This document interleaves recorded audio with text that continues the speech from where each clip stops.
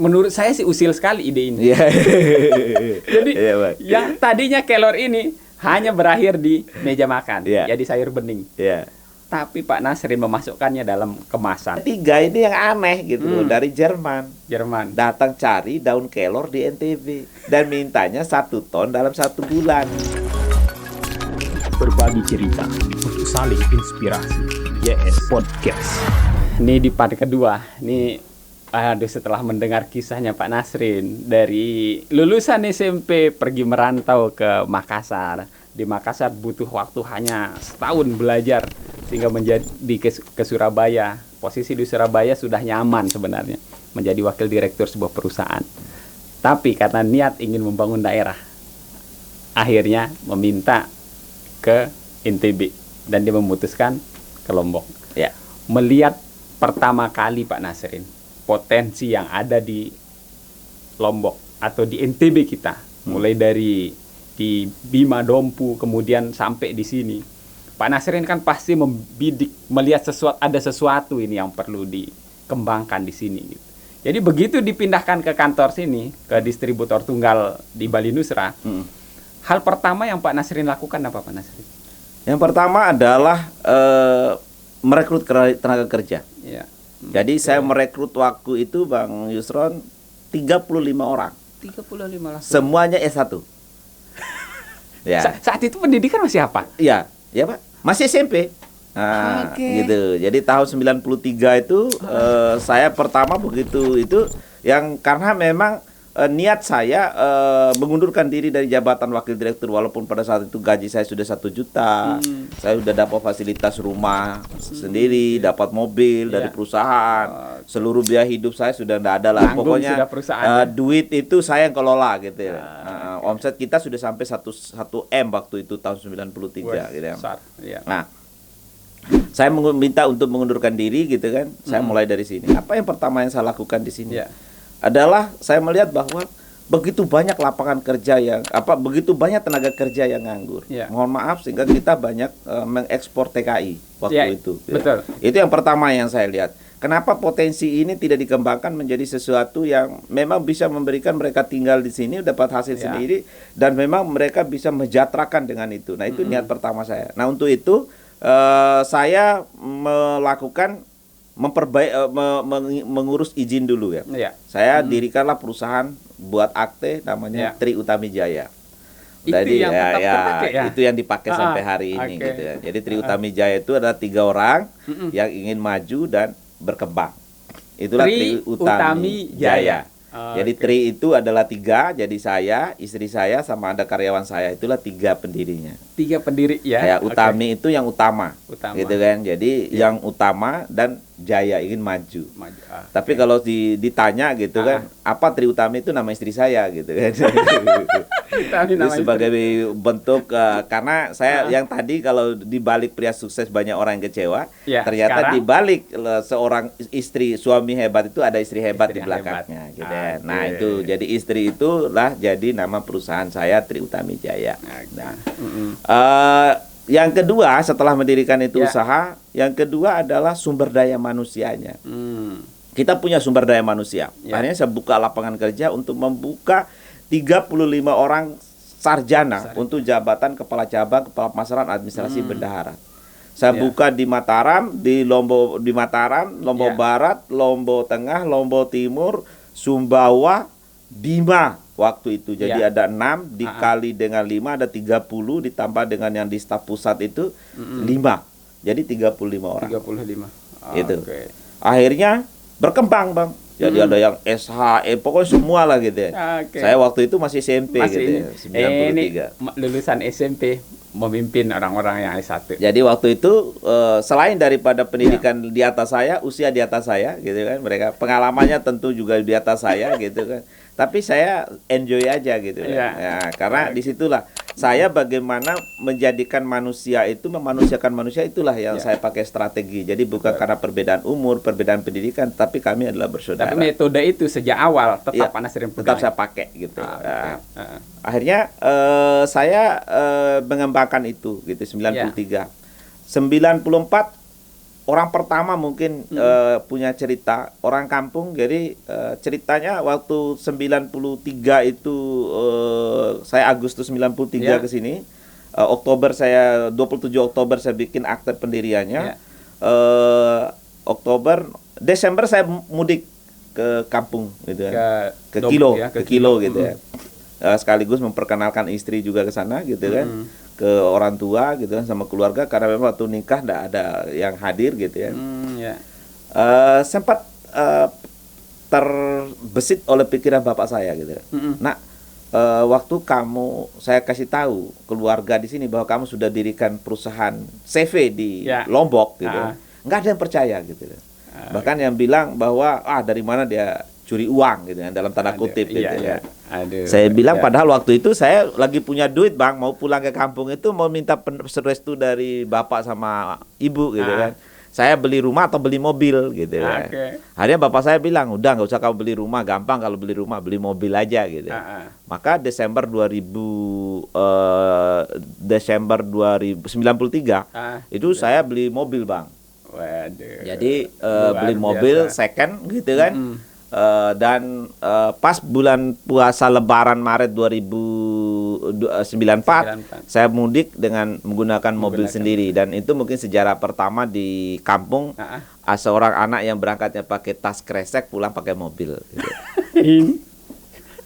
Dan mungkin saya lah orang pertama di kampung itu, di kecamatan itu yang memiliki mobil pribadi. Masya Allah. Itu ceritanya bang. Luar biasa. Nah tetapi waktu saya beli mobil juga masih juga ada orang bilang, wah itu paling mobilnya yang sewa gitu.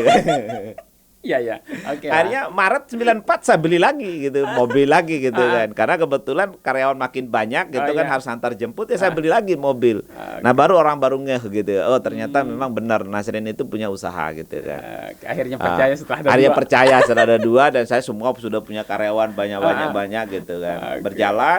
Nah saya 94, 95, 96, 97, 98 hampir tidak ada persoalan gitu, berjalan aja gitu. Tetapi 94 saya sudah mulai bikin produk gitu kan. Jadi ada dulu namanya susu kedelai, ada susu kacang hijau, ada kopi Jaya gitu kan, untuk makanan. Dari pengalaman itu saya produksi gitu. Ini produksi lokal di sini. Lokal di sini gitu. Sudah apa ya? Tapi yang dari Surabaya tetap gitu kan, sampai dengan 98 ya. Nah, masa krisis 98 itu sebagai cikal bakal untuk saya memulai usaha untuk memproduksi sendiri, Bang. 98 itu momentum ya. Momentum gitu ya. Di mana permintaan pasar akan jamu pada tahun 98 itu sangat tinggi karena produk-produk luar impor itu mahal biaya, terkendala gitu. Iya, betul. Akhirnya di situ jadi tren gitu kan. Nah, di satu sisi perusahaan karena ini udah besar gitu, perusahaan yang induknya itu karena sudah banyak sekali jaringannya, dia nggak bisa lagi untuk bisa survive karena krismon, karena pinjaman mungkin semakin tinggi dan lain sebagainya. Memenuhi permintaan saya nggak bisa gitu loh. Akhirnya 98, 99 saya terseok-seok gitu. Terseok-seok bukan karena tidak laku produknya, tapi pasokan dari pabrik yang kurang. Akhirnya tahun 99 saya memutuskan untuk membuat sendiri.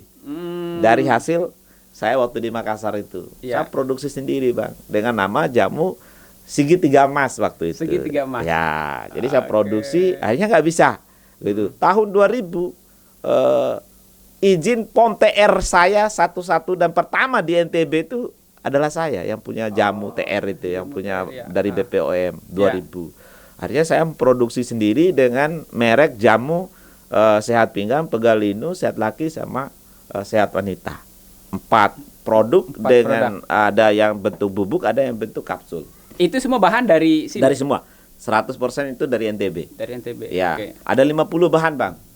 Ya, termasuk ada akar alang-alang, ya memute, daun apokat, daun sirih, pinang, terus kumis kucing, kecil beling. Dia ada 50-an, jahe, temulawak, terus semuanya itu 50 bahan. Akhirnya jalan, Bang. Sampai dengan 2000 itu berjalan terus, 2000 itu 94. Dah 2000 pada saat itu orang melihat saya itu Nasrin, dan pada tahun 2000 itu lagi naik daun produk jamu gitu kan. Sudah saya punya legalitas pertama. Saya memikir apa yang saya harus perbaiki tadi -5 tadi. Ijazah saya harus punya karyawan sarjana SD, SMP. Akhirnya saya ikut paket C tahun 2000, Bang. Tahun 2000. Ya. Saya dapat paket C. Jadi bayangin dari 98 saya SMP, baru paket C ijazah SMA tahun 2000. 12 tahun, Bang. 12 Ya, tahun masa masa jeda SMA gitu ya. Habis itu setelah SMA, wah saya mikir lagi gitu. Ini tahun 2000. Kuliah dong. Wah, saya kuliah dong gitu. Ya. 2002 saya daftar ya ikut kuliah gitu kan. Sampai dengan 2002 sampai dengan 2006 saya lulus gitu kan. Jadi tidak ada hubungan lagi dengan bisnis saya, Bang, karena saya sarjana administrasi gitu. Jadi karena waktu itu saya bilang saya lebih banyak di luar gitu kan. Karena kemana-mana urus usaha ini. Akhirnya saya lulus, ternyata cum laude, Bang. Karena IP-nya 3,10 gitu kan. Nah, akhirnya wah ini sayang ini kalau nggak ikut S2. Nah, ikut S2 lagi gitu kan, kuliah. Jadi mengejar ketertinggalan 12 tahun iya, pendidikan 12 tahun ya. itu ya. Akhirnya saya ngambil 2009 kuliah, 2011 selesai gitu kan. Jadi ini tepat waktu semua kalau ngelihat perjalanan. Ya karena lancar semua, Bang. Karena lagi strategi marketing dipakai gitu ya. Betul. Dan saya ngambil lagi bukan lagi ada hubungan dengan usaha, karena saya ngambil juga hukum bisnis juga kan, magister hukum bisnis gitu. Nah, akhirnya gitu, Bang. Itu saya penuhi itu dulu. Jadi alhamdulillah dari ijazah SMA sampai dengan S2 saya biaya sendiri, Bang. Alhamdulillah. Karena tidak pernah minta kepada orang tua karena saya sudah jadi pengusaha waktu itu. Iya. Itu. Keren. Itu. Ya. Itu jadi pertama. Nah, yang kedua gitu kan, dari bahan yang tidak ini saya bisa mengolah tadi bahan baku itu. Ya, jadi Nah, modal awal saya waktu saat memulai di Lombok ini 1,5 juta, Bang. 1,5. Ya. Jadi pulang dari Surabaya itu bawa 1,5 itu. 1,5 juta dalam uang tunai gitu kan. Jadi memang perusahaan ini, tetapi pertama kantor itu masih ada 1 tahun gitu kan, yang masih saya bisa pakai gitu kan, karena kita punya kantor cabang di sini. Jadi saya uang 1,5 juta, 1 juta saya lanjutkan untuk ngontrak dulu. Ya, 500 saya pakai beli produk yang tunai, tetapi selebihnya itu ada juga bantuan dari perusahaan. Jadi uang tunai yang saya pegang 1 juta itu gaji saya, 500 itu gaji istri saya gitu ya. Karena istri saya juga di situ adalah kepala keuangan di perusahaan itu gitu ya, berdua. Itu. Jadi apa ya, perjuangan sampai memutuskan oke lah, betul-betul memulai di Lombok. Di Lombok gitu ya. Awalnya melalui jamu ya. Ya. Karena memiliki ilmu ketika di Makassar. Di Makassar. Marketingnya berkembang sampai ke Surabaya dan juga bawa ke sini. Ya. Menemukan ini, Pak Nasrin. Ya. Menemukan kelor. Kok menurut saya sih usil sekali ide ini. Iya. Jadi yang tadinya kelor ini hanya berakhir di meja makan, jadi sayur bening. Iya. Tapi Pak Nasrin memasukkannya dalam kemasan. Bahkan saat ini ada produk jadi siap diminum. Wah, dengan sekian rasa. Ini sangat luar biasa, Pak Nasrin. Baik. Ide melihat kelor itu menjadikannya minuman seperti ini dari mana awalnya? Ya, dari semua perjalanan itu tadi, Bang. 93 sampai dengan 2016. Ya, perjalanan saya 23 tahun gitu ya. Jadi 2016 itu ada 2 kejadian yang menjadi cikal bakal sehingga kelor ini mulai.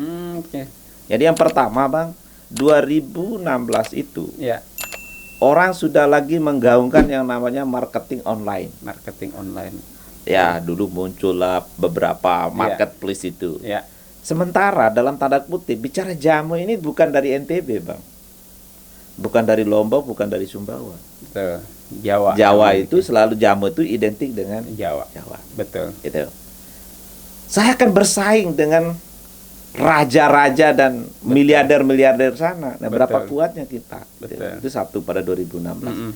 Yang kedua adalah masuknya market-market modern yang ada di NTB. Sehingga berjamurlah sana sini. Sehingga tadi karyawan yang kita tawarkan untuk bisa ini gitu kan, tidak bisa move on gitu loh. Karena mereka melihat bahwa anak-anak milenial itu butuh yang namanya seragam. Ruangan ber-AC, kerjanya santai, gajinya tetap. Iya. Gitu loh. Betul. Sementara menjadi sales itu adalah pekerjaan, harus dia panas-panasan gitu kan, harus nawarin ke sana kemari gitu kan. Ya bisa dapat lebih banyak daripada yang bekerja di market modern, bisa lebih sedikit dari mungkin tukang parkir gitu kan, tergantung move on-nya dia semangat ya. Itu yang terjadi waktu itu, Bang. Sehingga perputaran yang saya sudah lakukan 23 tahun itu stagnan, Bang. Stagnan ya. Sehingga sampai saya jual mobil operasional saya ada 4 itu APV itu saya jual, 6 saya jual semua, Bang. Tinggal hanya mobil pribadi aja. Aset-aset yang bisa dilego semua. Wah, gitu. Jadi titik nadir pada saat itu 2016 itu. 16. Nah pada saat itu gitu kan datang beberapa investor. Ya dalam tanda kutip datang mereka ke sini. Jadi yang pertama adalah investor dari Singapura ingin melakukan rebranding produk saya ini untuk dimasukkan ke pasar Singapura. Yang kedua ada investor dari Cina yang menawarkan untuk membuat kerjasama di bidang peralatan. Jadi mereka mengirim peralatan-peralatan dari Cina untuk diproduksi di sini. Nah yang ketiga ini yang aneh gitu loh, dari Jerman datang cari daun kelor di NTB dan mintanya 1 ton dalam 1 bulan kan gitu. Pokoknya selama ada investor hanya satu yang berbicara kelor ya gitu loh, Bang. Keren. Akhirnya saya berpikir, saya bilang ya kalau cuma 1 ton gampang karena sepanjang mata memandang kan di kampung saya kelor semua gitu. Betul. Hijau. Oke, ya iya saya bilang gitu. Oke, saya terima mister, saya bilang gitu. Akhirnya ditawarin harga cukup tinggi buat saya gitu loh. Jadi dia beli daun kelor kering itu untuk dikirim ke Jerman itu 100.000 per kilo kering gitu kan. Akhirnya saya bilang oke gitu. Nah waktu itu karena ini jamu lagi stagnan, saya minta supaya tidak daunnya yang saya kirim. Oke, saya kasih bonus mister, saya kirim dalam bentuk tepung. Dengan asumsi saya kalau saya kirim daun berarti otomatis waktu itu volumenya kecil, besar, tapi tonasenya kurang. Betul. Yang kedua, mudah terjadi kontaminasi kalau dalam hal pengiriman. Betul. Nah, tidak ada nilai tambah. Saya bilang oke dah 100.000 tapi saya giling. Akhirnya disepakatin. Dia datang Januari, jadi nanti pada Februari akhir Pak Nasrin kalau sudah kumpul, saya kasih waktu dia 1 bulan. Nanti akan digiling. Baru setelah itu bulan akhir Februari. Awal Maret kita sudah kirim ke Jerman. Oke, saya bergerak, Bang. DP saya bilang itu 25%. Okay. Dia kasih DP 25 juta. Udah saya pulang kampung, saya kasih tahu kepada keluarga semua siapa yang mau ambil kelor, saya rutin ngambil setiap bulan 1 ton. Berlomba-lomba orang. Betul. Itu saya beli dia 15.000 dia per kilo dengan proses yang nanti itu kita lakukan seperti itu. Akhirnya mulai, Bang. Baru sadar bahwa ternyata di luar negeri yang kita miliki ini sangat berharga, Bang. Benar, Bang. Nah, setelah jadi barang itu gitu kan. Mulai kontak-kontak dengan teman saya yang jadi perantara di Bali gitu kan. Februari ditunggu, ya Bang, nunggu katanya. Pertengahan Februari juga gitu loh. Akhir Februari juga gitu. Maret juga gitu. Akhirnya sampai pada posisi lost kontak. Dan teman saya di Bali itu mengatakan, udah Bang, dibakar aja kelor itu, nggak mau diambil.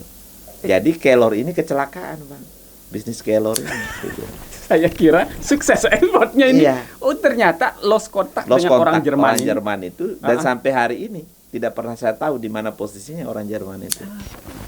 Nah, singkat cerita, Bang, saya pulang Lebaran. Kelor yang sudah ada, yang sudah terlanjur dibeli. Sudah saya bawa 1 ton ke sini, Bang. Sudah 1 ton ke sini, tapi nggak diapa-apain karena tadi belum digiling dan lain sebagainya, udah simpan aja gitu kan di produksi. Pulang saya Lebaran bulan Juni. Biasanya saya itu Lebaran itu H-7. H-7 gitu kan. Dan setelah pulang mungkin H-+3 gitu. Nah, jadi silaturahmi itu, Bang, setiap ketemu kan biasanya ngumpul keluarga. Selalu nanya kapan datang. Kalau dulu kan lama cerita yang lain. Nih kapan kelornya dibeli gitu loh. Karena udah banyak, Bang, di tiap-tiap rumah itu udah berkarung-karung. Karena menggoda kan, gitu. Saya akan beli gitu. Nilai nilai ekonomisnya tinggi gitu Bang, apalagi pada saat itu. Jadi orang sudah punya berkarung-karung di rumah. Betul. Tinggal nunggu beli karena saya janjiin 1 ton 1 bulan Bang. Akhirnya saya bilang dalam hati lah, saya 23 tahun jadi pengusaha jamu, tidak pernah saya punya nama jelek di kampung loh. Kenapa usaha kelor ini kok jelek nama saya gitu. Akhirnya singkat cerita saya tidak lanjutin sampai H+7 Bang. H+3 aja. Saya bilang sama istri saya, udah ini kayaknya nggak kuat lama-lama di situ ya. Gitu, nggak kondusif ini. Selalu diceritain keluarga nggak enak, janji apa, nggak enak. Kita baru selesai lebaran janji. Saya bilang ya tunggu aja, saya bilang. Akhirnya pulang Bang ke Mataram. Pas H+4 gitu kan, kita baru 7 ya. Saya bilang sama istri saya, udah siapin dulu dah kopi lah, saya ingin mau ini coba gitu. Lagi dalam keheningan, saya sambil ngopi sambil merokok gitu kan. Gitu. Saya pikirin ini, pulang lihat ini kelor ini 1 ton ini. Numpuk. Ya. Ini kenapa ini orang Jerman ini jauh-jauh datang cari kelor ke NTB ya? Ada apa di balik kelor ini? Gitu. Nah, saya ingat waktu itu pada saat saya tanya, "Mister, apa manfaatnya kelor ini?" Dia bilang, "Coba cari di internet." Itu teringat Bang. Wah, saya bukalah internet, buka HP, Bismillahirrahmanirrahim. Lah, manfaat kelor. Saya kaget Bang. Hampir jatuh HP saya itu, ternyata manfaat kelor itu ada 300 untuk kesehatan. Luar biasa.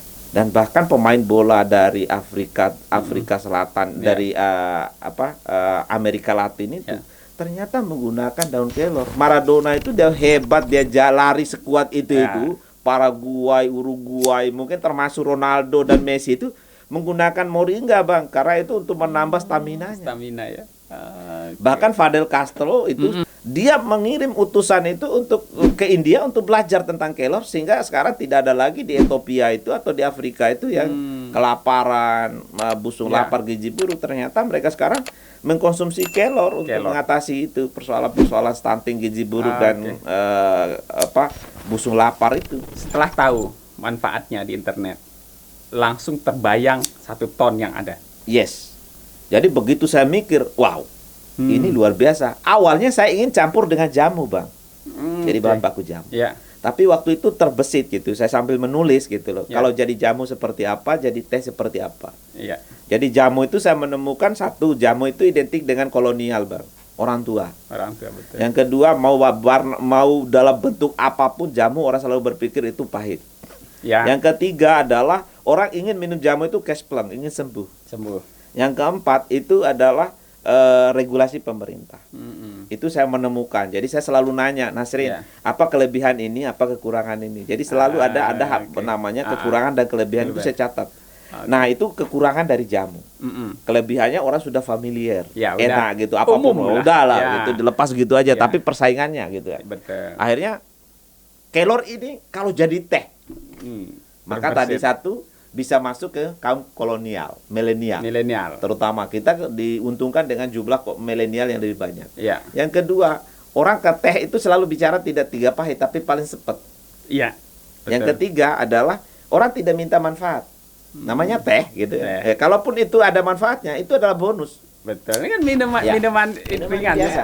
Akhirnya yang ketiga, yang keempat, regulasi pemerintah mudah. Akhirnya waktu itu Bang, saya memutuskan untuk memproduksi teh daun kelor. Daun kelor itu momentumnya. Kemudian setelah itu barulah memikirkan pengembangannya seperti apa Pak Nasrin. Yang Pak Nasrin rasakan sampai saat ini. Momentum 2016 ya. Pernah berada di titik nadir. Kemudian ada investor. Titik terang terlihat lagi kan? Karena berpikirnya bukan memproduksi di sini. Tapi mengirim. Daun kelor kering. Musibah lagi. Dan terpikirlah ternyata internet. Inilah yang menjadikan Pak Nasrin tahu manfaat kelor.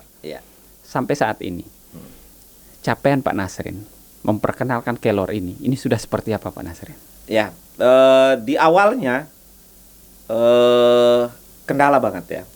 Karena orang bicara itu. Tapi saya selalu bicara bahwa di belakang saya banyak sahabat-sahabat saya membantu. Salah satunya bagaimana membuat brand kelor itu. merubah kelor tadi yang dari daun kelor saya ubah menjadi bentuk kaleng ya, di mana ada mentor saya mengatakan, Bang, kalau untuk awal jangan pakai yang pakai plastik atau pakai ini, pakai kemasannya kaleng gitu kan. Akhirnya saya buat itu, dan dari 1 ton tadi, Bang, saya produksi, saya tawarin kepada orang-orang pejabat di sini gitu kan. Akhirnya mereka tertarik semua, 1 ton habis. 1 ton. Ya. Yang tadinya stok itu dikirim tuh habis. Saya jual dengan harga 100.000 per kaleng, ada yang isi 150 itu gitu kan. Akhirnya itu yang jalan. Nah, 2019 gitu kan. Orang nanya gitu loh. Jadi setelah buat kaleng ini jalan gitu kan, sudah saya pasarin kemana-mana gitu kan. Orang minta yang teh celup. 2019. Kita dihadapkan dengan gempa, Bang. Gempa lagi. Jadi waktu itu saya punya dana gitu, akhirnya saya bisa beli itu yang namanya untuk teh celup. Nah, jadilah produknya ini. Nah, dari sisi nama gitu, awalnya bingung, Bang, apa yang kita mulai mau buat ini nama. Akhirnya kita menemukan singkatan dari nama lokal, yaitu yang namanya Kidom. Ini adalah Kilo Dompu Mandalika gitu ya. Kilo Dompu Mandalika gitu. Wah, ya. ini Jadi, Kidom ya. Kidom gitu ya. Akhirnya kita menemukan ini jadi produk lokal gitu ya. Karena bahan bakunya dari kilo. Nah, ini kita buat jadi 2, ada yang isi 15, itu 15 ini yang isi 25. Bahkan sekarang kita sudah ada isi 250 untuk masuk ke hotel-hotel, Bang. Dari Kidom ini. Nah, yang kedua, merek produk kita itu kan Sasambo Dom. Jadi Sasak, Samawa, Bojo, Dompu. Ya, walaupun ada yang protes kenapa Dompu, karena kalau dulu Sasambo ingat terlalu identik dengan batik. Tapi kalau ada domnya berarti itu teh kelor gitu. Ya, ini luar biasa. Ya, itu. Nah, yang berikutnya adalah Morikai, Bang. Nah, ini Morikai. Jadi ini namanya Morikai ini sehati gitu kan. Jadi Morikai itu adalah moringa kilo asli Indonesia gitu. Jadi kalau bahasa anunya itu kayak Jepang aja ya, ini. kalau Jepang itu makanya kemarin Jepang itu ekspor ke Jepang itu ya itu tadi, Bang, karena namanya Morikai gitu ya. Morikai. Jadi moringa kilo asli Indonesia, kalau bahasa Jepangnya Morikai itu hutan. Ya gitu. Sehati ya gitu ya. Ini teh. Jadi sehati ya. Jadi itu produknya kita 3 varian, ada rasa lemon, rasa vanilla dan lemon tea. Ini bentuk, ini kan konsumen tentu makin ke depan itu seolah-olah kita makin manja, Pak Nasir. Betul, Bang. Bila perlu gak usah buat deh, buka minum kan. Ya, gitu ya. Nah, inilah mungkin bentuk pengejauhan tahan keinginan konsumennya ini, Pak Nasir. Benar. Nah, jadi itu yang kita buat prosesnya. Itu perjalanannya 2019, tapi artinya bisa kita lalui gitu ya. Begitu kita masuk tahun 2020, kita dihadapkan dengan COVID gitu ya.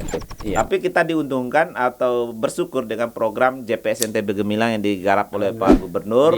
Nah, teh kelor ini menjadi salah satu bingkisan kepada konsumen itu.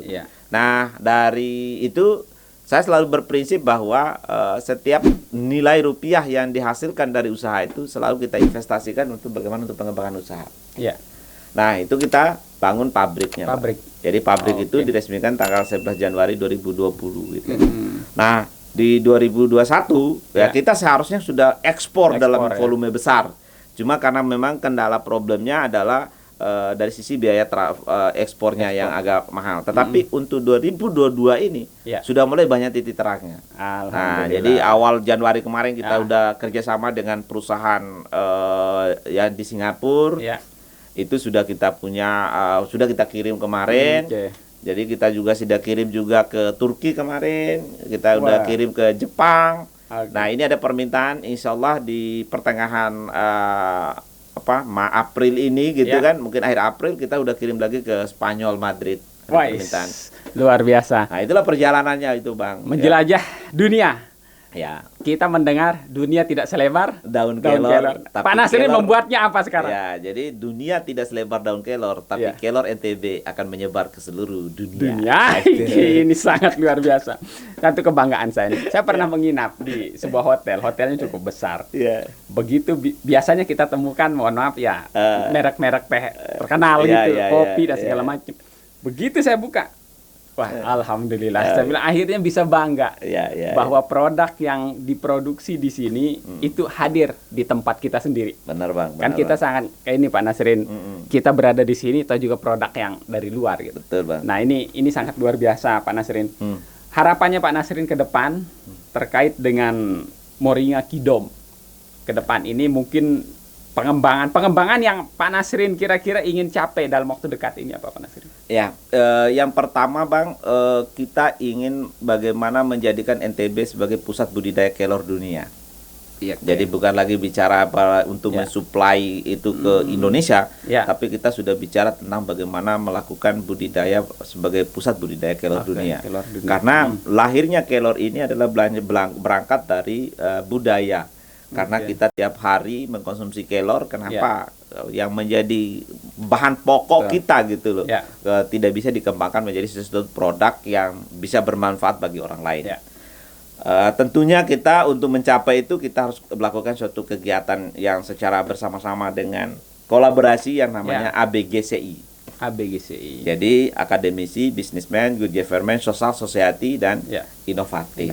Nah, jadi tidak bisa sekarang ini Bang kalau kita hanya berbicara pada kita sendiri gitu. Nah, salah satu hadirnya saya di YS Prokes ini adalah salah satu kolaborasi dengan social society gitu loh. Jadi media tidak hanya lagi bicara tentang kriminal, bicara tentang kasus-kasus korupsi dan lain sebagainya, walaupun itu ada bagiannya. Tapi bagaimana kita menghadirkan inspirasi sehingga NTB ini menjadi sesuatu gitu, banyak potensi-potensi yang bisa menjadi sebuah contoh bagi generasi kita berikutnya. Sepakat. Itu. Nah, dalam hal ini saya ingin mengembangkan itu. Nah, yang kedua adalah bagaimana menjadikan bahwa industrialisasi kelor ini yang berbasis pada desa dan kecamatan. Di mana produk-produk kita hari ini kita masih membeli produknya dalam bentuk daun. Yang ke depan kita bisa membeli dari petani itu yang sudah dalam bentuk bubuknya. Bahkan kita bisa bekerja sama dengan Brida, dengan pemerintah daerah untuk bagaimana membuat produk mesin-mesin yang tadinya kalau teh celup saya dengan kapasitasnya itu adalah 10.000, 6.000 dan 4.200 itu bisa dibuat jadi 1.000 sehingga nanti itu produk-produk kita ini bisa diproduksi di desa dan kecamatan. Sehingga nanti seperti yang terjadi di Jepang, orang membuat produk mobil itu tidak di pabrik mobil. Tidak pabrik besar. Seperti itu Pak Nasrin, betul. Jadi mereka tinggal merakit saja di situ, bautnya dari mana, kaca spionnya dari mana. Nah, kita berharap juga ini akan menjadi sebuah gerakan bersama kita untuk menjadikan industrialisasi ini berbasis pada desa dan kecamatan. Nah, yang ketiga adalah tentu apabila kita terpenuhi yang selalu saya ceritakan bahwa untuk industrialisasi itu ada 4 konsep yang kita pakai. Jadi yang pertama adalah ketersediaan bahan baku yang memenuhi kapasitas, kualitas, kontinuitas, dan tentu keamanan. Kalau ini sudah terpenuhi, maka kita akan bisa menguasai namanya pasar lokal, nasional maupun ekspor. Yang kedua adalah bagaimana tersedianya adalah teknologi. Bagaimana kita bisa memproduksi lebih massal, misalnya seperti teh yang kaleng ini, kita bisa memproduksi begitu keluar ribuan, kita bisa mensuplai kemana-mana, gitu ya. Nah, yang ketiga adalah kita menegaskan legalitasnya, gitu kan. Legalitas kita dari 14 itu, saya sekarang mungkin untuk memenuhi yang ke-14 itu, saya barusan MOU dengan Amerika, gitu luar biasa. Untuk membuat FDA-nya, gitu ya. Jadi supaya kita lengkap semua, sehingga kita bisa menguasai pasar dunia. Nah, itu yang kelima adalah, yang keempat adalah sarana produksinya. Yang terus kita berbenah bagaimana menyiapkan produksi yang sesuai dengan HACCP dan CPOTB, sehingga orang bisa merasa bahwa higienisnya terjamin lah dan seterusnya. Itu akan menumbuhkan trust, sehingga menjadikan produk kita tidak hanya menjadi tuan rumah yang baik tetapi menjadi tamu terhormat di negara orang lain. Itu bagus, Ron. Ini luar biasa ini. Yang pertama tentu kita harus berbangga di rumah kita sendiri dulu Pak Nasrin. Tanpa ada rasa bangga yang kita miliki bahwa ini produk asli daerah kita, ya kita pun mungkin akan cuek. Tapi bagaimana halnya kalau ternyata produk ini lebih diterima di luar? Bukannya cuek, kita malu. Kita malu Pak Nasri. Kalau ternyata daerah luar atau negara luar lebih menerima produk kita ini. Nah, maka sekarang sebelum itu terjadi, maka banggalah dengan apa yang sudah ada di daerah. Luar biasa Pak Nasrin. Semoga podcast kali ini bisa memberikan energi positif, terutama untuk milenial kita bahwa jangan pernah malu, jangan pernah minder dengan potensi ada daerah kita. Ternyata kita bisa mendunia. Pak Nasrin ingin mengubah dunia tidak selebar daun kelor, tapi daun kelor yang ada di NTB bisa berada di seluruh pelosok dunia. Amin. Terima kasih Pak Nasrin. Sama-sama Pak. Saya berharap produk-produk Pak Nasrin ini akan terdisplay di seluruh outlet belanja modern. Amin. Dan tradisional, ya, sehingga kita bisa berbangga ke outlet modern itu kita masih tetap bisa melihat, ini akrab sekali daun kelor ini. Siap Bang. Oke, demikian sahabat YS Podcast, semoga bermanfaat, luar biasa. Nah, nanti kesempatan berikutnya kita akan undang lagi Pak Nasrin. Pak Nasrin akan berbicara terkait dengan marketing digital seperti apa. Oke. Halo Pak Nasrin. Oke, tapi di kesempatan berikutnya ya. Oke, Assalamualaikum warahmatullahi wabarakatuh. Waalaikumsalam warahmatullahi wabarakatuh. Berbagi cerita untuk saling inspirasi. YS Podcast.